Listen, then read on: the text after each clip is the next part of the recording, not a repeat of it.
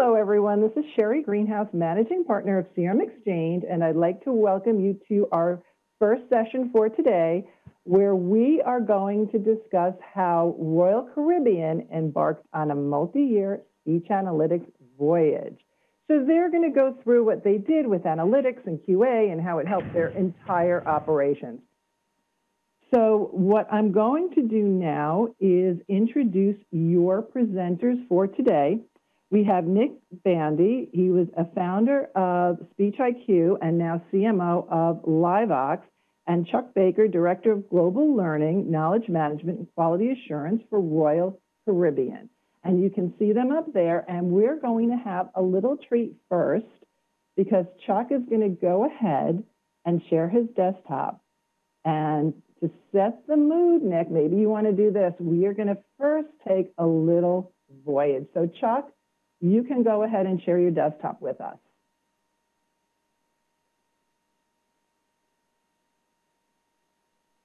Chuck, can you hear me? I can. Okay. You should be seeing my desktop now. No, we're not seeing it yet. Just if you click on that share. There we go. Now it's coming up. Okay.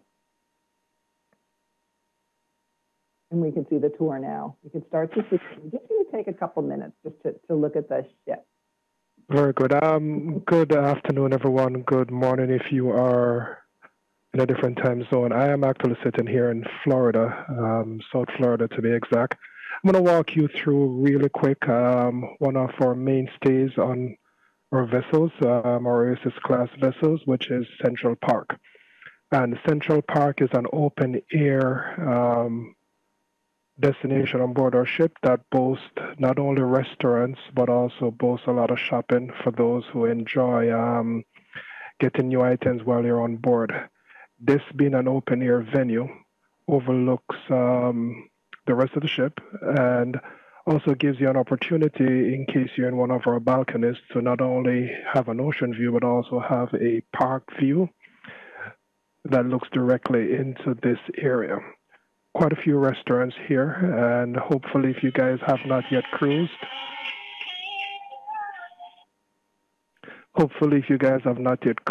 this will inspire you to get into cruising. And one thing, as I went and I was sharing with Chuck, I went to Cuba on Royal Caribbean, and their customer service was amazing. Anything that you wanted, it just could not be beat. And being in this business, I was very impressed with their customer service on that ship. I'm also going to take you to our Boardwalk, which is another staple on board Oasis class ships. And the Boardwalk houses the ending of one of our slides that slides directly from the 16th deck all the way down to the 8th deck, which is where the Boardwalk is. At night, we have our water show. That sits right out here where we have divers from all over the world jumping off into a pool that we have here that also overlooks outside. And one of the things about being on the Boardwalk is that there's also a sports bar there that has all variety of games. So at night, this comes alive, and we have divers performing each night, diving into this little small place that you guys see here. It's extremely amazing. And then these are our owner suites and villas that overlook the water and also gives you a full view of this nighttime show. And like I said, this is also one of our open air areas on board our ship that looks directly into the nightlight.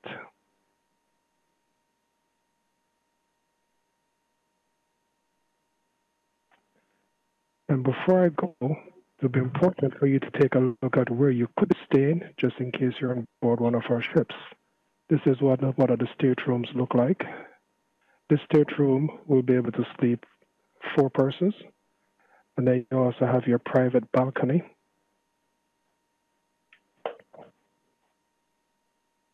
That overlooks whatever it is that you want it to overlook depending on where the ship is.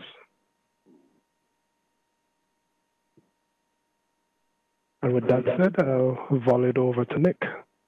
Great. Well, thank you for sharing that, Chuck. So having had the privilege of being on that ship, I can't begin to explain to you, as cool as that looks with a quick virtual view, being on it is almost unfathomable. It is amazing. Very, very cool experience. So thank you again for sharing it. So as fun of a subject as speech analytics is, getting the opportunity to talk about speech analytics relative to the best cruise line in the world is that much better. And so we're going to have a fun conversation today. Chuck's sort of a pioneer, really, in speech analytics, and we're going to talk about that journey that we started probably, 6 years ago, I think it's been now, Chuck. But before we dive into that conversation, and I keep throwing out water, things here, I'll have to stop doing that. Give us a little bit of a sense of the scene. Set the stage for us a little bit. Number of call centers, number of agents, call volume, that kind of thing, so everybody has a sense of what we're talking about. Sure. So on the domestic front, we have a total of 5 contact centers here in the U.S., spread across the Eastern time zone, Central time zone, and also the Pacific time zone. Globally, we have a total of 7 centers covering 9 languages. We have centers that we work with BPOs with that's located in Guatemala, Jamaica, and throughout Europe. And we have a couple contact centers which are badged employees that sit in the UK as well as in Manila and in China. For as far as call volume, we exceed 12 million calls per year, and we are, we get roughly about 5 to 6 million emails and various social engagements. From a headcount standpoint, we have over 2,700 employees that man our contact centers, not only with phones, but also on the social media front. Great. Thanks for setting the stage there. So obviously a large operation, and Chuck, currently we're capturing 100% of those calls for speech analytics, correct? That is correct. Great as well. Day. It's a great day. So as I mentioned earlier, we started this journey almost 6 years ago. And I think, some folks are well on their way into speech analytics. Some folks are trying to figure out, how do I get into it? So let's start with the early on years and some of the things you ran into and such, and then we can talk a little bit more about some of the granularity that we've gotten into in the more recent years. So thinking back 6 years ago, which seems like a lifetime ago, how did you know that this was the vision that you had and the direction you wanted to go? What were the things that kind of triggered this whole idea for you? It's the thought process behind chasing speech analytics came from me wanting to be more efficient with QA. Mm-hmm. Right? I saw an opportunity for us to be able to not only do the evaluations, but also do more evaluations. And I figured that we were not getting a true sense of an individual agent's performance based upon the amount of evals we're doing on a bi-weekly basis that, turn around and really impacted their incentive or impacted their ranking within the contact centers. So what I started looking at first is how can I move to 100% recording and get deeper analytics so that we can improve our agents' overall performance. And that was a start of the push. As I started to dive into what speech analytics could do for me, then I recognized that there were so much more use cases that I could dive into that will not only help us from an agent standpoint, but could actually impact the overall organization, help with decision making, etc. Great. That's where you came in. So what were the early on impediments? I don't suspect that the entire organization was fully on board out of the gate. So what were those impediments and how did you handle that? Well, the first challenge was to prove that this data was valuable, right? The biggest challenge I had initially was us convincing our respective stakeholders that speech analytics would have enough data for us to utilize to make and drive decisions within the business, right?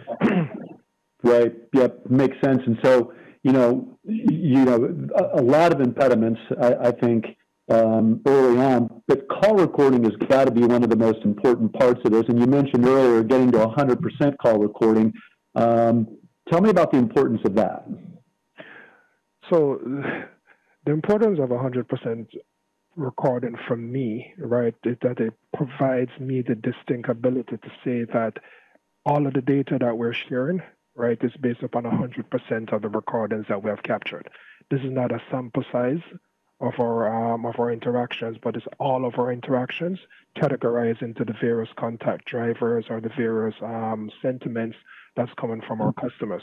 And that has really helped us specifically in the situation that we are now with COVID-19 to understand what our customers are thinking. Yeah, makes sense. So I know we want to get into some details of what, we're going to fast forward now. We get to a point where the organization is bought in. We get to a point where we have 100% call recording, and certainly, there's challenges associated with that, and perhaps if we have some time, we can circle back. But let's talk about one of the biggest reasons and biggest advantages that you've indicated over the years, which is the whole idea of call drivers. And people call those different things. Some people call them intent. Some people call them call drivers. Some people say call categorization, so on and so forth. But the whole idea of understanding what the main reason is that a potential guest or travel agent is calling. So talk to us a little bit about the importance of call drivers and how that's been able to help Royal Caribbean. Sure. So for those of you who are tuned in, our business has two primary channels, right? And our primary channel for North America is our B2B business, and then we also have our B2C business. We work very closely with our B2B partners to provide them with a lot of self-service tools, right? And what we were not seeing is a reduction in the B2B calls coming into our contact centers.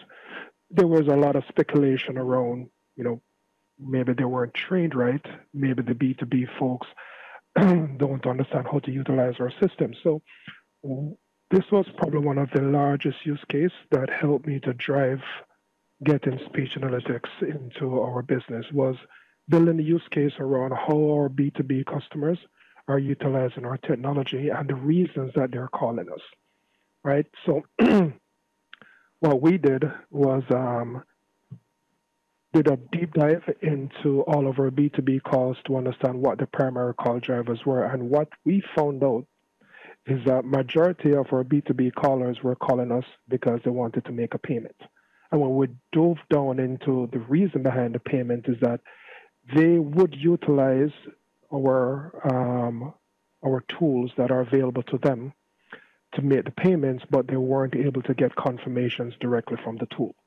And that resulted in us making enhancements to the tools that we're providing them so that they could actually make it more user-friendly and more centric to their individual needs and concerns. So that whole payment opportunity led you to the realization that, wow, by understanding why people are calling, we can make then effectively some changes in our operations that save us money, make us more efficient, so on and so forth. So I know one of the things early on that as you look for an overall return on investment and justification to add technology was the ability to look at call drivers essentially as a disposition, right? Because there's a lot of different ways to look at call drivers, and we'll really look at two of those today. One is the primary call driver, the real reason that somebody calls, and at a granular level. And I know, Chuck, one of the things that we discovered, and better from your perspective, is when you have an agent do it who's got a lot of other after-call work to do and has to go back and remember all the things they talked about, they have to figure out, well, wait a minute, what was the first reason somebody called versus using a primary call driver effort from speech analytics. Talk to us a little bit about how that worked out and what that was able to do for the organization. Sure. So 3 months after launching 100% recording and speech analytics, we effectively stopped all of our contact center agents from dispositioning. And for those of you guys who are in the contact center business, you understand and can appreciate how a savings of 20 to 30 seconds off of every call adds up quickly. And that's how much we were effectively able to reduce our HD just by running this out. Now, getting to have speech analytics do our dispositions for us was a lot of hard work around aligning what was coming from speech analytics versus what it is that was actually inside the call. That process did take us roughly about 2 months of constant bantering between ourselves and speech analytics while they did their fine-tuning to land on the drivers and the intent, the way the business had set it up and the way we needed to understand what each of the drivers and intents were. But that, for me, coupled with a few other critical items that came after, was one of the biggest ROIs for us. So right off of the bat, within 3 months of launching this, we started seeing a huge return on investment. And from an accuracy standpoint, Chuck, from where you were with agents trying to do that amongst everything else versus where you are now, and it's up to you whether or not you want to share those numbers, but what was it a pretty big, difference? It was huge. I'd rather not go into the granular details, but let's say that our accuracy improved between 30 to 50%. Yeah, great. Just using speech analytics. Very good. So certainly that's one element, the idea of being able to understand right out of the gate the first reason or the primary reason somebody's calling. But, the other opportunity within a phone call conversation, particularly with in your contact center, is people call for multiple reasons. And so it's not just the first reason that's important, but having the ability to capture all of those reasons certainly has a lot of value too. Can you talk to us a little bit about that? And I'll jump ahead here and give you another slide to talk from. Sure. So if you think about our call intents or even just our business on a whole, right? Your typical customer or your travel agent will call in to say, make a payment, right? And then make a payment would be the first driver. What our agents were not very good at capturing were all of the additional intents that came in afterwards. So they called to make a payment, but also called to check on dining or to book dining, or they called to check on a shore excursion in addition to making a payment, or they called to add flights to their reservations. Now, with speech analytics, what we're able to do is not only get our primary call drivers all aligned and accurate, but also dive more into the call to understand what are some of the additional intents that was coming in, and gave us an opportunity to start looking at how we are publishing information. And I'll digress for a quick minute and just kind of give you some insight into something that was huge and critical for us. So we recognize that because the customers were calling about, say, shore excursions, that we had not done a good job of putting all of the questions that customers had about shore excursions on our consumer-facing website and also on our trade-facing website. So we took the questions that were coming in as the secondary intents and built out communication and published that to help reduce the amount of calls that was coming in as secondary intents around something that we considered to be easily self-serviceable. So ultimately what it does is hopefully helps reduce the number of calls coming in, but also potentially reduces average talk time as well, correct? That it does, yes. Terrific. And so, speech analytics for the most part has a reputation of just being able to capture very large buckets of intents or reasons for calling. Talk to us a little bit about the level of granularity that is now achieved with Royal. Oh, without getting into a lot of specificity, I'll talk about a couple of things that speech analytics has really helped us on over the course of the past couple of years. I'll start with one that was huge, which was when the government decided that all leisure sailings to Cuba needed to end. And we really needed to quickly understand what our customer sentiment was and what their biggest concern was around that decision. Historically, would have gone around inside the contact centers and asked agents, what are customers saying or what are customers saying? Mm-hmm. By using speech analytics to be able to dive into and create these subcategories, we're able to quickly go back and analyze calls and provide our senior leaders with guidance on how customers felt. Which set of customers were actually looking for a refund versus customers who wanted to stay on their itineraries but just understood that Cuba was no longer an option. Now, let's fast forward now to last year when we had multiple hurricanes coming into various parts of the United States. This helped us by understanding not only where folks were calling from because we were calling at 100%, but understand what their primary concern was.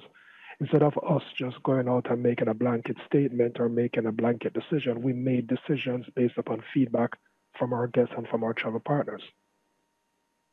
That's terrific. So again, I think we have, keep me honest here, Chuck, but I think we have about 25, buckets of intents and probably 150 to 175 more granular levels of intents that we're able to keep track of virtually on a daily basis, even hourly basis, correct?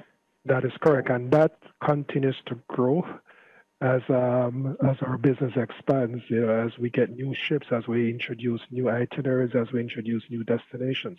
Yeah.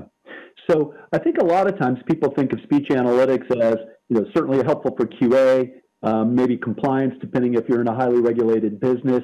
But I don't know that people understand the other areas within an organization that speech analytics can be helpful. Can you give us a quick idea of some of the other areas at a high level that speech is helping in? Is this something that you guys look at every day? Does senior leadership have any idea of what's going on? A little color there would be terrific.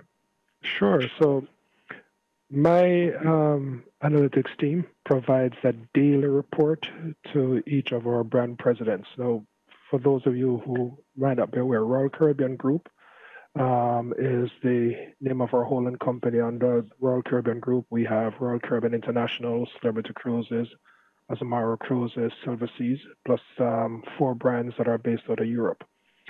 Each day, the analytics team has to provide each of our brand presidents with details on what our call drivers are, what our pain points are, or what our decisions, or what are the decision trending topics that we need to focus on.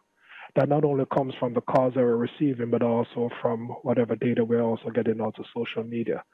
This has now become a staple within our business where the senior leaders look forward to this report on a daily basis. This was never present before, but now they're able to actually view their business holistically from a 360 vantage point. Here's what's happening in the contact centers by region, right? And here's also what's happening in the social media world. Right. And you, of course, have the ability to filter that a number of different ways, right? By call center, by region, by whatever the case, by specific skill, anything you want, correct? By specific skill and also by where the call originated. Yep. Very, very good. Okay, so a lot of folks that are on the call have QA responsibilities. So let's switch away for a minute, away from call drivers. And by the way, I want to encourage people, there's a Q&A section. Feel free to throw questions our way during this, and we'll try to address those as we move along. But let's move the conversation to QA. Obviously, QA is a big part of what you guys do. You have 27 agents. Tell us a little bit about some of the complexity that you have doing QA within your organization, and then how does speech analytics help that? So I'll talk about it from where QA started before speech analytics and where we are now. So if you guys who have QA as a responsibility, think about the transition from just trying to I call it CYA, right, which is just making sure that your agents are delivering the policies, right? Did they do this? Did they do that? To then start focusing on customer engagement and customer interaction. That is how we have transitioned our quality assurance evaluations now, where this is really about the voice of the customer and is the agent active or playing an active role in the solution or in actually the call driver.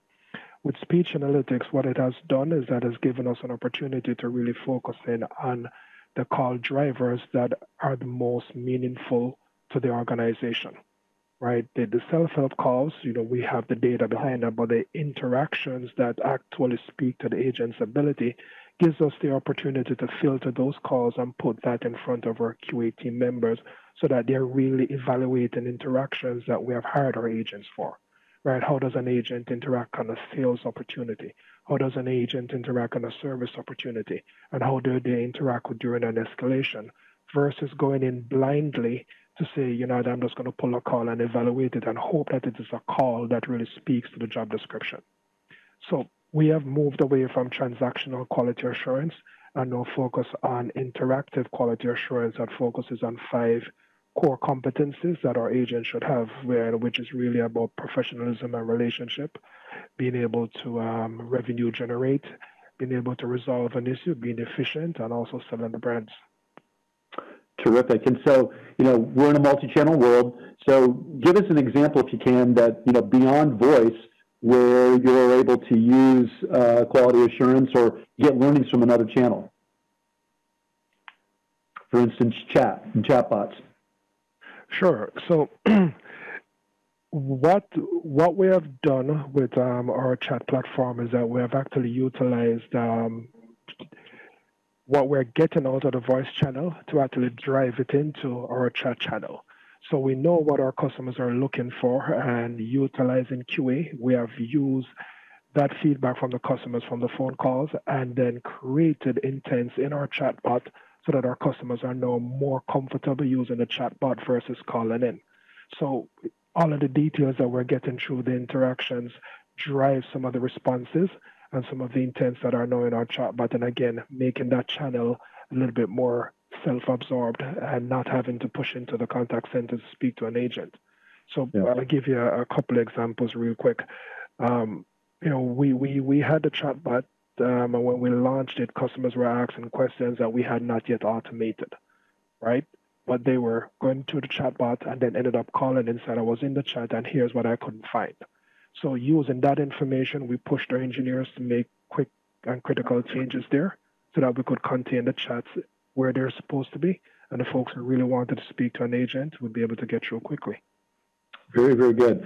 So, when we think about a world where, ROI is clearly important, sort of a continued push towards automation, AI, those kinds of things, talk to us a little bit about automated scorecards, where we are now and where you see that going in the future. Sure. So this year was supposed to be the year that we launched automated scorecards, and thanks to COVID, we are way behind our target. Mm-hmm. However, so far we have started beta testing the automated scorecards, and just to kind of lay the ground on where this is going. All right, I don't want anyone to walk away thinking that with automated scorecards or QA forms that the quality assurance team is going anywhere. Quality assurance team is going to stay. They're just going to be repurposed to focus more on clear coaching opportunities versus just doing the transactional quality assurance. Well, so far, we have shaved off about a 30% penetration in our ability to automate those scorecards. So far, our target is to go after the things which are more black and white, like our policies and procedures, and how those are being captured in the interactions. And with all the beta tests that we have done thus far, Nick, we are at an 85% accuracy with the speech analytics platform being able to capture the information which we need. What we're working on now is the vehicle to ensure that as policies and processes change internally, that we can quickly update the speech analytics platform so that that is captured quickly and reported accurately. Now, I'll add another piece to it. What this is now freeing up for us is our ability to now look at our agent interaction from a 360 standpoint. So what we have started to do because of the deployment of automated evaluations is start to do what we consider to be 360 evaluations. And what that is that we take our customer survey and then evaluate it against our QA expectations and then show the variance between how the customer evaluated the agent on the survey versus how we would have evaluated that particular agent. And that has caused us to make some tweaks to the way we're evaluating our agents because our expectations are not always aligned with what our customers' expectations are. Great, makes perfect sense. So we've did a little bit of a deep dive on call drivers, on quality assurance. In the few minutes we have left, let's kind of pull it back up a little bit. the big conversation these days is all around CX, customer experience, and understanding that. And a lot of times, that's really the point of differentiation. How does speech analytics help CX? In so many different ways, Nick. I mean, I could probably sit here and talk for the next 45 minutes, but the critical way that it is helping our CX now is that it is really giving us the level insight that we need around customer engagement, real quickly. And I'll just use this as an example. We have what's known as this escalation prevention strategy, right? And this is where, because of speech analytics, we're able to identify calls which has the probability of being escalated. And being a publicly traded company, all of our brand presidents' information is quickly available, and they get emails and they get phone calls. So with speech analytics, we are able to quickly flag calls that an interaction went south and send it to a manager and or a supervisor for them to reach out to that customer, right, and try to resolve that issue before it becomes a challenge, right? And that's all in part to speech analytics and our ability to not only flag some sentiments, but also flag trigger words, which we have recognized in the past, which has led to escalations. Terrific example. So a couple more minutes here. So what's the future of speech analytics, Chuck? Where do you see it going from here? My vision for speech analytics is that, at least from my organization, is not only being able to deploy the automated evaluations across the board, but I also want to be able to move speech analytics on board our ships. Right, I want to be able to start capturing phone conversations between our guests and our onboard team, and then understand how we can quickly improve some of the low-hanging fruits which are there. A lot of times, just based upon my experience on being on board the ships, they will call into the customer service team that's on board the ships, and then something gets missing, something gets lost in translation, and I'm hoping that when we do deploy the shipboard, we'll be able to, use that to not only uptrain some of our staff members, but understand where some of our gaps are on board the ships. I want to get to a place where the speech analytics is following the entire customer service journey so that we can understand what happens at the booking point, what happens when they touch the web, what happens when they're on board the ship, and what happens post-cruise. And how we can constantly improve that entire customer's journey. Awesome. That's terrific. So lots of hard work over the last 6 years getting to where we are today. You've had speech analytics full on for the last couple of years. Describe now that you have this, what would life be without speech analytics? I was having this conversation with one of the managers last week. All of the entire contact centers are working from home. Right, there's nobody that sits in our brick and mortar facility. So my question was, if we had to find out how many customers were calling for a particular issue, how would we address it? Would it be Skypes to all of our agents, or would we just be sitting there picking random calls and hoping that we get a good enough sample size? Life without speech analytics now would probably be severely compounded with headaches and unfounded assumptions on what's going on in our business. And I think I know that with speech analytics, we have a firm grip on how our customers feel, what's going on, and this is helping us to make decisions as we get ready to return to service about what's important, what's critical to our customers. Yeah. For sure. So last question, and again, I'd encourage anybody, if you have any questions, to please go ahead and put them in now. We're going to wrap up here in a second. So for somebody who's in the process of considering speech analytics, where you were years ago, but sees the value, what advice would you give them today? Identify the use case that's most important to your business. Right. In order for me to get speech analytics on board, I had to do just that. And you could attest to this. I was only able to afford 5,000 hours of speech analytics for the first year. but that gave me enough bandwidth to be able to chase the use case and tie the ROI to it. So once the use case that you have identified is critical enough for the business and you can show what speech analytics can do with whatever you're able to get with your pilots, I think that would be huge and it will send the right message. And everything is also about timing, right? You just got to ensure that whenever you're positioning this, whenever you're bringing it to your senior leaders, that the timing is right. Yep, very good. So Chuck, we did get one question here from Chris. How do you measure the accuracy of the automated scorecards? Do you trust the results? Sure. So what I do know, right, in order for us to move forward is that I do an audit, right? So we bucket our calls into 200 calls each time we are running our tests for each of the various attributes. I have my quality assurance team go in and evaluate 200 calls and then run them through the automated scorecard.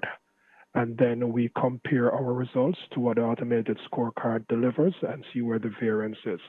Now, let me start this by saying when we first started doing the automated scorecard, accuracy was 20%, right? And it took a lot of tweaking and enhancement on the speech IQ side and a lot of changes to their word recognition and them boosting various phonetic engines within their platform to get to the 85% that we have now.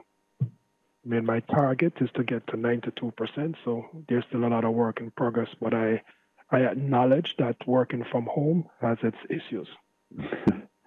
Very, very true. So it doesn't appear, I'll check one more time if we have any more questions, it doesn't look like it. So quick FYI for everybody, there will be a speech IQ demo, Sheri, if you can share with us the time and date of that will drill down a lot more into some of the things that Chuck talked about. Yeah, the demo is this Friday at 3:30, so it's a half-hour demo. But Chuck, I have a couple questions for you. Please. So I'm assuming there's a lot of QA analysts watching today. How has their life changed? So I'll talk about how my QA team's life has changed and what I've done to prepare them for their new role. So my QA analysts are moving from being a analyst to now being a coach, right? So what I've done, what they're doing now, bear with me for a second, I'm sorry. You've been speaking a lot. Apologies. For me. Apologies. So my QA team members are changing from just being focused on evaluations to being focused on the business holistically. So not only are they now analyzing the data that's coming back from speech analytics and providing that type of results to the senior leaders, but they're also acting more as coaches to help the supervisors to improve their agents' performance. The strategy from my quality assurance team and the business is that my QA team members don't coach agents. They coach supervisors on how to provide feedback because I want that responsibility to continue living with the supervisors because they're responsible for their team. So now the QA analyst has more time to spend with the supervisors going over data that's coming in from their teams and start to identify how and what needs to be coached. They also use the data to also drive training. So as they see areas of opportunity that come up, they engage as senior developers for the training department to start working on training snap bites that will impact certain areas of improvement for the agents and get those out. So they went from just providing, data on agents' performance to now providing data not only on the agent's performance, but also on business performance and clear training opportunities. So from that, how does that then change how the supervisors view the analysts when they come with recommendations for them? That was that was a transition. So first, it was QA versus the business at one point. So though we had to build that bridge so that the supervisors started to understand how the QA role was changing.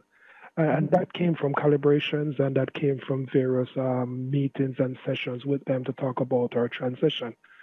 3 years ago, when we started making that overall transition, the QA team, met and did a presentation to the business to say, here's where we are now, and here's where we're heading, and these are the steps that we're going to take to ensure that we're there to support you. Clearly, some of the other things that we have done is that our QAs are now considered to be part of the transition team for new agents coming into our business, right? And what they do is that when the agents come out on new hire training, they act as coaches, and they are now responsible for a transition. And when they transition a new team over to an agent, over to a supervisor, they make sure that all of the agents are performing within 80% of the established KPIs. So that the supervisors are more engaged in what the QA team members have to offer. Hey, Sheri, we've got a couple questions in from the folks watching. Yep. So one question here, Chuck, is did you need to change your evaluation form to improve your predictive score? So I'm presuming that means your auto evaluation forms. How did you get to better accuracy? Actually, no, we have not made any changes yet to our QA score. Speech IQ is the one that has been adapting their platform to meet our expectations.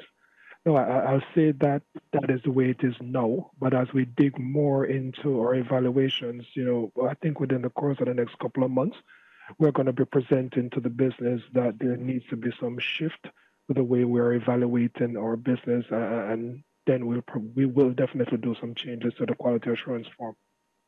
Great, and I think that spurred a few other questions here. Did you have to adjust your analyst team size, and how long did it take you to train them to transition from analyst to coach? That training is still ongoing, I should add.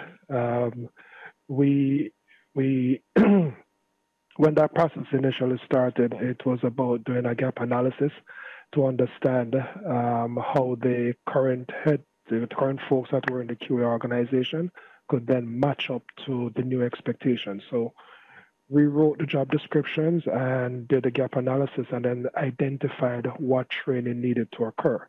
Mm-hmm. We did have some fallout. I think we lost 2 persons who decided to pursue other opportunities within the company, right? But for the most part, they started off with to staff 27. One of the 2 persons walked away.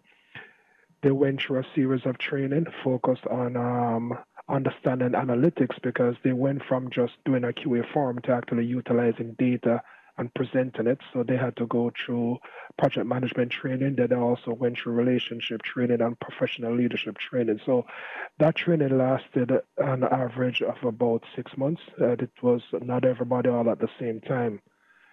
I think I missed one part of that question. I think you got it. It was really did you have to adjust the team size, and how long did it take you to get them to transition? We have a couple of questions on that. Yeah. Right, but I didn't adjust the team size because what was critical for me was not to lose headcount, right? And I didn't want any of my QA team members to feel that automation was going to cause them to lose their jobs, right? So what we did was just started to identify how else we could utilize the QA team members across the organization. And there's so much data there for them to play with, so much things for them to do, that I wanted them to have the ability to actually drive how speech analytics impacted our business. So there are a number of questions coming here so I don't want anybody to think that I'm missing you, but there are a number of questions that are sort of similar to that, where, people are saying that our agents are, good at scoring and coaching, but they're not necessarily highly skilled in analytics. So I think you've addressed that.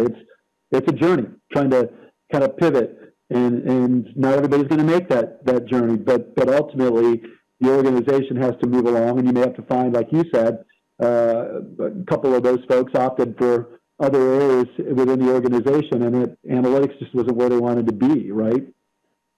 Correct. I mean, and there are some folks who really embraced it and capitalized on all of the training that we provided. I think for me, and I think this is something that guys should, if you're thinking of going down this road, really try to provide your folks with that opportunity. The gap analysis helped us a lot because it really quickly identified where we needed to focus our training on. And once you present your journey to these folks and get them involved in the initial phase. Yeah, when we were doing the use cases, everybody on the QA team was involved, right? So they knew that this was something that was coming. This was not a surprise. So they became part of the journey. Yeah. Yep. So a question back to call drivers. Somebody asked, was the primary call driver concept a key item that drove you to seeking a speech analytics tool, or was that a secondary item to other speech analytics capabilities? Well, the call driver was secondary, right? Like I said, I was trying to look for more efficient ways for my QA team members to do more evaluations. I was just trying to get to more data quickly so that we could, shape the business and help improve performance. Because if you think about the amount of calls that we take on an annual basis, we were only scraping the surface with the amount of calls that we had access to. And, whenever somebody asked about something, it meant that we had to go try to find a call that we hope could help. And, sometimes our senior leaders would reach out to us and ask us for calls on particular areas, and then we would have to sit there as a QA team and listen to calls for 2 days before we could find it. So we were just trying to find ways to be more efficient. And as we started diving into speech analytics and the 100% recording, that's when we said, maybe it could do this. Maybe it could do that. Oh, can it do this? Nick, can it do that? Nick, if I ask you to do this, will you be able to get it done? And it was, it's just like when you get data, you start to do your pivot tables and you started to see trends. You go like, oh, I didn't know that was there. Let me see if you can do this. So that the more you dove into it, and the more I dove into it, and the more the team dove into it, the more we recognized that there was so much more that we could get out of it. So we started seeing how it could work. Yep, makes great sense. And finally, somebody asked, do you see AI as the future of contact center QA? I do. Just for agent evaluations, I do see AI as playing a significant part in evaluations. Now, I'm saying that because I believe that that is the direction we need to go in, but I don't think that AI can stand alone to be able to provide the level of coaching performance improvement that's needed for agents to be successful. I think it's just one of the vehicles. Yep, I would agree with you. These are terrific questions. So I appreciate everybody who sent us a question. I think it made for some really, really interesting conversation. I would encourage everybody, please stop by the Speech IQ booth where you can learn a little bit more and chat with somebody who can drill in, at a deeper level at some of the concepts that we talked about today. Sheri, thank you for putting on this terrific conference and hosting. Chuck, thank you for all of your time today. I think it provided for some really, really good information and conversation, and your cruise ship views at the beginning were very inspirational on an icky day in Ohio, so thank you for that. And I hope everybody got a little bit of information and ideas out of the chat today. Thank you. Thank you both. Yeah, Chuck, it was great to see that because I was getting tornado warnings on my phone as you were going through this ship, so that looked really good. Just as a reminder, if you have not yet registered for the demo on Friday, there's still plenty of time to do that, and that's at 3:30. And Speech IQ is also going to be as one of the sponsors of our Magic Show, which is tomorrow at 2 o'clock. So if you have not registered for the Magic Show, go ahead and do that. And of course, go over to the booth. So thank you, Nick. Thank you, Chuck. Thank you, everybody that attended. We do have a session at 2 o'clock today, and I will get the title of that is the 20s, Rethinking Your Quality Program in the Time of Dramatic Change. And there is quite a bit of dramatic change, so we hope to see you there at 2. So thank you, everyone. At this point, we will be closing this session. It is recorded. If there's others you would like to see this session or listen to this session, it will be available in about 24 hours. So thank you all, and we'll see you at 2. Bye-bye. Thanks, everybody. Take care.